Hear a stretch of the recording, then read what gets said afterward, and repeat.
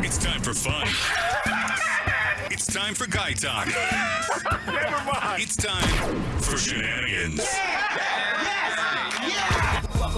Hey, man, it's on a Tuesday. It's Dukes and Bell. Hope you guys are having a good day. Nice day out there, as SquidBilly said with his daily weather report. It feels like spring. It does. Hopefully it'll stay. Now, how about you? That's, again, we get the bell for when you do the cliched weather update. But, yeah, man, hopefully the weather will be getting a little nippier on Sunday for your plans. I know we try to do indoor-outdoor for our Super Bowl party and have people, kind of do their thing. But, yeah, looking forward to it.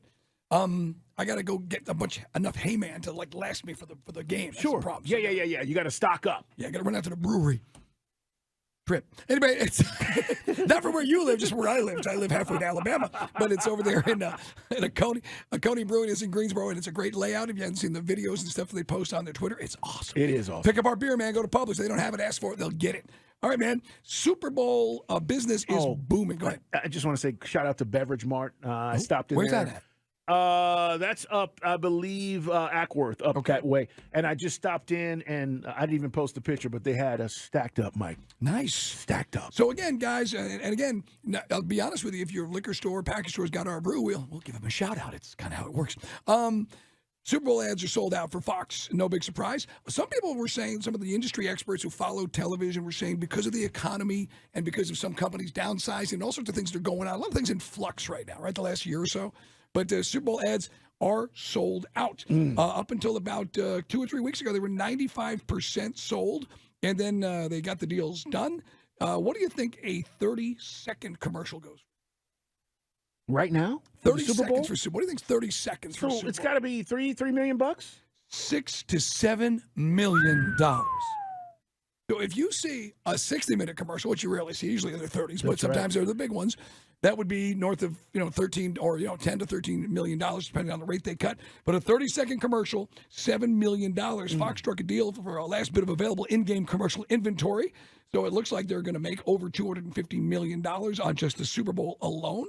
I should say $550 million. Last year, NBC broadcast generated nearly $578 million. So they're saying about $575 to start right now for Fox. So just a little bit down, but NBC made $578 million just off the Super Bowl last year. So here's the deal, right? I think it's a given. It's still the most watched game. It's the big game and all of that.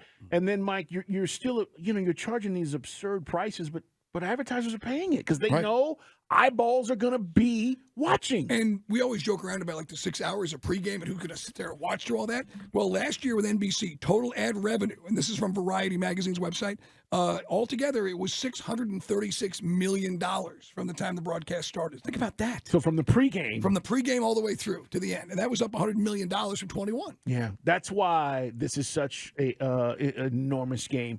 From an advertising standpoint. And people, we use this term, right? Oh, it's a Super Bowl. It is the Super Bowl of advertising, Mike. That's why they spend all these ad dollars on these commercials and the creativity. And then the next day, we're all talking about it because there's 1 or 2 or 6 that stood out. That's insane. $7 million, and they're going to make how much? By the time it's all done, if they improve 700 on what over NBC made, it'd be about $650 million. Wow. Pretty good. And that's without Tom Brady on the broadcast. That's apparently true. So. That's true. There was an article, we didn't get to this in Dog Report because we were screwing around today, but there's an interesting article about the University of Florida one-time commit, who had prior been a Miami commit, Jaden Rashada. And this is the kid who's the 4-star quarterback who made that ridiculous $13.85 million name, image, likeness deal, which had everybody losing their minds. Yes. And then they pulled it, and then he split. And then people are just making this kid sound like he's an awful kid and what's the world coming to, and this is the worst thing about name, image, likeness. Big article in The Athletic that dropped yesterday. I finally got a chance to read it this morning. Sounds like the dad is the constant in this equation, and the kid is a good kid. The kid, Jaden, he's going to go to Arizona State, by the way. But if you haven't read the article. So wait, he was at Miami? He was at Miami. They put a big NIL deal together, and then Florida basically doubled it with their Gator Collective. And then the deal fell through, and then he split. And it made it sound like, well, 13 million. What are you talking about? 13 million. How can a kid walk away from something like that? Well, there was a lot of moving parts to this deal. And the article is long and it's a lot of stuff. But at the end of the day, I think it's more about the dad than the kid. And the kid, by the time the first deal was dropped, which was a big one in his own right to go to Miami, he goes to this big quarterback camp. This is last year. And kids are all going, and they're jocking him and they're busting his chops. And the kid basically freaked out.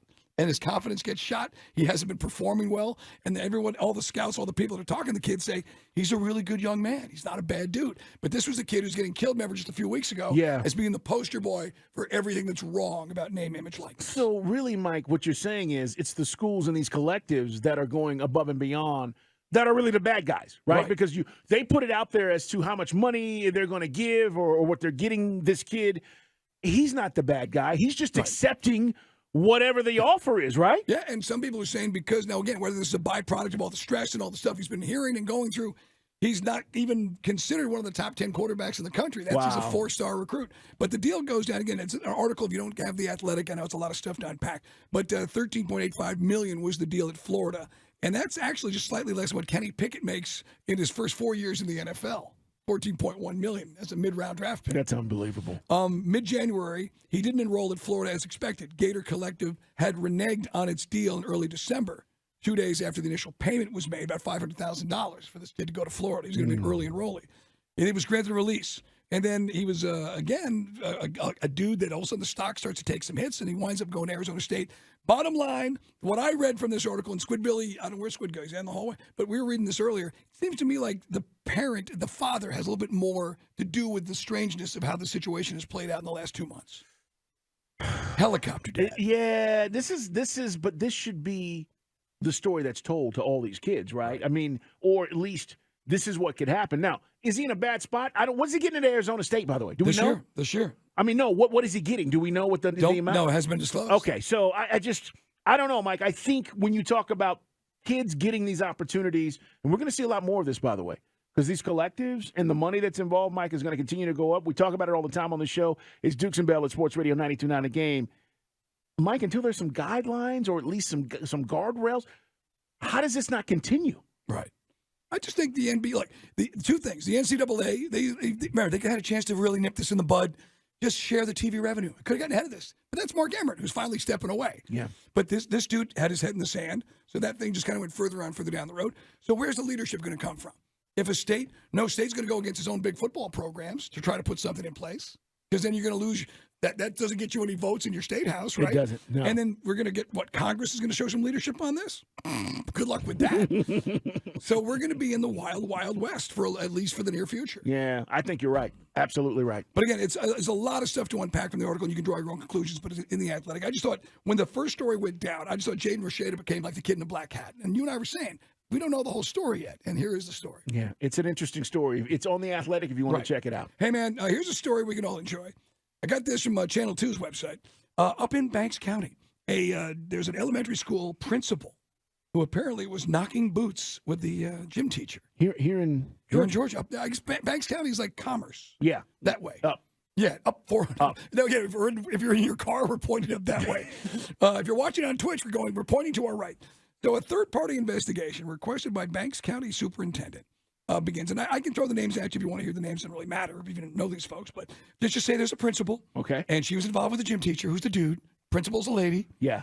And then eventually the dude comes forward and says, look, we've been having sex, and we've been doing it in school grounds, and we've been having an affair, and she's controlling me, and the wife gets involved and says that basically the teacher the principal was kind of using sex as a weapon to improve her husband's chances of advancement. Wow. Yes. Does this have a Lifetime movie it does. of the week written all over it, or what? Yeah, it absolutely does. So she was in charge. Principal's in charge. Okay. And apparently she and the gym teacher, the guy, they start doing it. Yeah. And apparently he's got photographic evidence of, she says they didn't do it on school grounds. And he's like, well, that's not her office. Here we are over by the gym mats. Here we are. He's got the photos.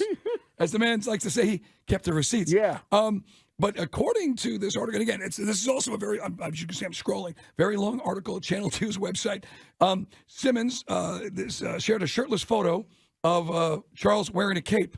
She also admitted to having a sexual relationship with Charles. Simmons claims Charles' wife set up their sexual encounters and would watch as the pair had sex. She denied having sexual relations at the school. But then, the gym teacher's got all the evidence. Sure, he's like right here. And then the wife says she spoke with investigators and claims Simmons, she's the principal, manipulated her into allowing the husband have sex with her in exchange for helping them with their careers. I completely You're got following, lost. Chris, are you following this? Completely got lost. But I get where you're going. There were 3 people involved. Gym teacher, Yeah. and then the wife gets involved. Yeah. Now, it doesn't have that all 3 were having sex, but the wife said, the principal convinced me that it's To okay watch. that my husband, yes, have sex To watch. with her. Yeah. To advance his career. Did he get advanced? That's what I didn't get from the Channel article. And that's maybe why he went to HR. What do you think? He didn't get the promotion? I don't know. Hell had no fury like a gym teacher scored. I don't know. Go to the website, draw your own conclusion.